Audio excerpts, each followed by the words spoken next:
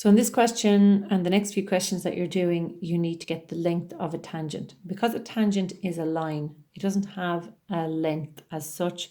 So they mean from a point to the point of contact to the circle. So in question 18, which you're going to do first, it has it nicely broken down, and you might be able to figure out 19 from that anyway, but we'll just go through this to set it up. So you're given the equation of a circle and it asks you to get the center and the radius. So even if it's not required, it's something that you should be doing. So we know at this stage how to get the center of the circle and the radius. You have your formula, which I should be writing, but you see there that when you fill it in, you get the radius is 4. So you have the center and the radius. From here, you have to get the length of the tangent from a point to the circle. And I find sketching things very useful, and that is good for all of this chapter really. So if we look at it anyway, draw a little sketch here.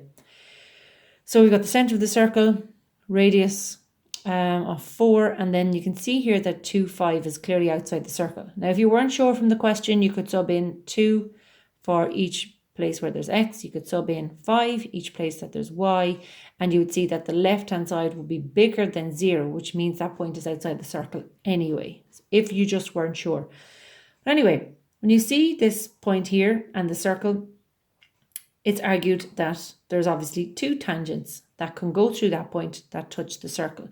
But the important thing to remember, which we've been doing this whole exercise, is that a tangent is perpendicular to the radius, even if it touches it in different locations.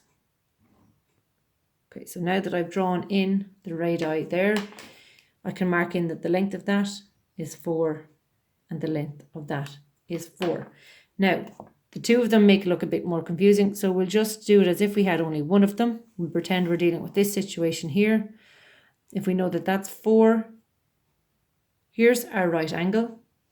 We can find the distance from here to here using the distance formula, and then the fact that now we have a right angle triangle means that we can use Pythagoras to find the last side. I hope that helps.